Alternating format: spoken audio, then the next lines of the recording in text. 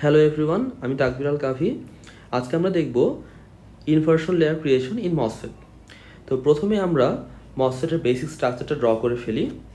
MOSFET mainly বানানো হয় হচ্ছে একটা সাবস্ট্রেটের উপর। অ্যাকচুয়ালি একটা সিলিকন ওয়েফার নেওয়া হয়, দেন তার উপর পুরো ডিভাইসটি বিল্ড আপ করা হয়।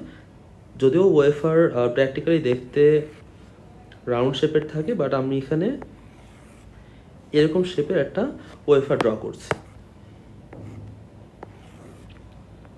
Something like rectangular. এটা হচ্ছে একটা সিলিকন ওয়েফার অ্যান্ড এটাকে আমি পি টাইপ ডোপ করব, which is called the substrate. আমরা আমাদের পুরো ডিভাইসটি এই সাবস্ট্রেটের উপর বিল্ড আপ করব। এটা হচ্ছে একটা পি টাইপ সাবস্ট্রেট সিলিকনের। এর উপর আমরা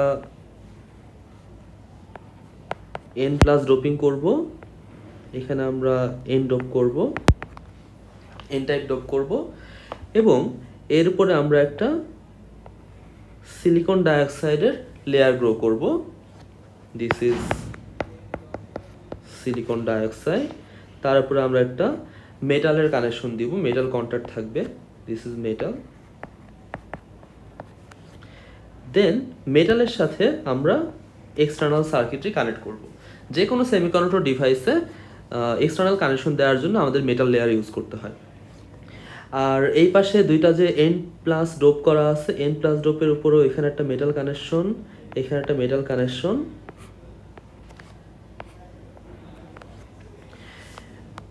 তো আমরা আপাতত এখানে তিনটা টার্মিনাল দেখতে পাচ্ছি। একটা মাঝখানে একটা টার্মিনাল, দুই পাশে দুটো টার্মিনাল এন প্লাসের সাথে, আর আরেকটা টার্মিনাল থাকে সাবস্ট্রেটের সাথে সরাসরি লাগানো। টোটাল চারটা টার্মিনাল আমরা দেখতে পাচ্ছি। এই চারটা টার্মিনালের নাম আছে, মাঝেরটাকে বলা হয় গেট, আর একটা ড্রেন, একটা হচ্ছে সোর্স, আর নিচে যে টার্মিনাল সেটা হচ্ছে বডি। এই ছবি থেকে আমরা দেখতে পাচ্ছি সোর্স এবং ড্রেন ইন্টারচেঞ্জেবল, তারা দেখতে সিমেট্রিক। থিওরিটিক্যালি তারা আসলে ইন্টারচেঞ্জেবল, বাট প্র্যাকটিক্যালি যখন ডিভাইসগুলো বানানো হয় তখন আসলে এগুলো ইন্টারচেঞ্জেবল হয় না। এবং সচরাচর যেটা দেখা যায় যে সোর্স এবং body they are connected, they are often connected, or we can say that they both are connected to the ground, they are potentially zero. আর মাঝে যে হচ্ছে গেট টার্মিনাল, গেট টার্মিনাল আমরা আপাতত ধরে নিচ্ছি যে এখানে যে ড্রেন টার্মিনালটা আছে, ড্রেন টার্মিনালে কোনো পটেনশিয়াল দেওয়া হয়নি, গেট টার্মিনাল আপাতত কোনো পটেনশিয়াল দেওয়া হয়নি। সেই ক্ষেত্রে কি হবে? সেই ক্ষেত্রে আমরা যদি খেয়াল করি যে এই জায়গায় এখানে হচ্ছে গিয়ে এন প্লাস ডোপিং, এখানে এন প্লাস ডোপিং, আর সাবস্ট্রেটটা কিন্তু পি টাইপ ডোপিং। ক্লিয়ারলি এই জায়গায় কিন্তু একটা পিএন জাংশন তৈরি হয়ে গিয়েছে। সিমিলারলি এখানে একটা পিএন জাংশন তৈরি হয়ে গিয়েছে। আর পিএন জাংশন তৈরি হওয়া মানেই এখানে একটা ডিপ্লেশন লেয়ার তৈরি হবে, যেরকমভাবে ডায়োডে হয়। তাহলে ধরে নিচ্ছি ডিপ্লেশন লেয়ারটা দেখতে এরকম। এটা হচ্ছে গিয়ে আমাদের depletion layer. This is depletion layer.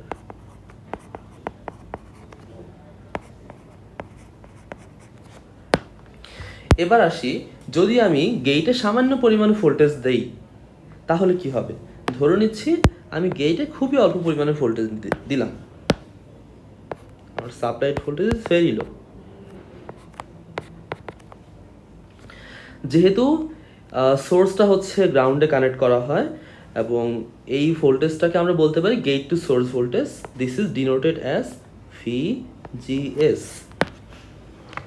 আচ্ছা, গেটের ভোল্টেজটা কি দিলাম? খুবই অল্প পরিমাণে ভোল্টেজ দিলাম। খুবই অল্প ভোল্টেজ দিলে কি হবে? স্বাভাবিকভাবেই এখানে যে একটা মেটাল প্লেট আছে, মেটাল প্লেটে একটা হাই ভোল্টেজ থাকবে, বাট যেহেতু নিচে একটা ইনসুলেটর আছে silicon dioxide, this is actually an insulator.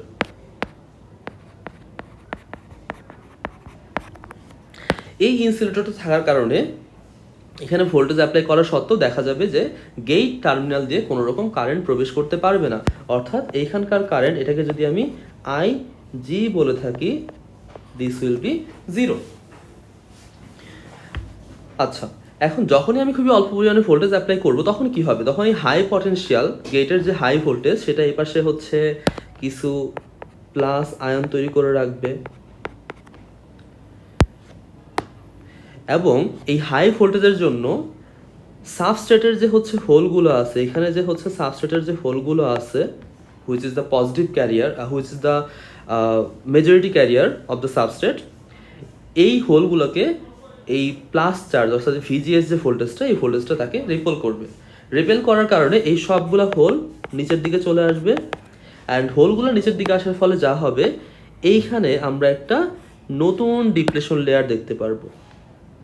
এই জায়গাটা আসলে ফাঁকা হয়ে যাবে তখন, যার ফলে আমরা এখানে একটা নতুন ডিপ্রেশন লেয়ার দেখব।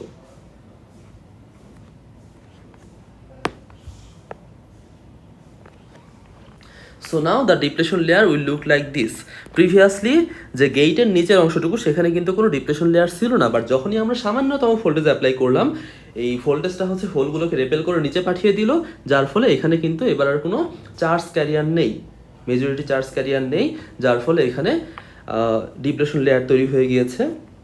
আচ্ছা, ডিপ্রেশন লেয়ার তৈরি হলো, এবার আমি কি করলাম, এবার আমি গেট ভোল্টেজটাকে আরও বাড়াচ্ছি, ভিজিএসকে আমি কন্টিনিউয়াসলি বাড়াতে থাকলে কি হবে, তখন দেখা যাবে যেহেতু হচ্ছে উপরে একটা পজিটিভ চার্জ, আর আমরা দেখতেই পাচ্ছি যে এখানে হচ্ছে পজিটিভ চার্জ তৈরি হয়ে গিয়েছে, এবং এই পাশে অনেক পরিমাণে ইলেকট্রনের সোর্স আছে, যেহেতু তারা হচ্ছে হাইলি ডোপড,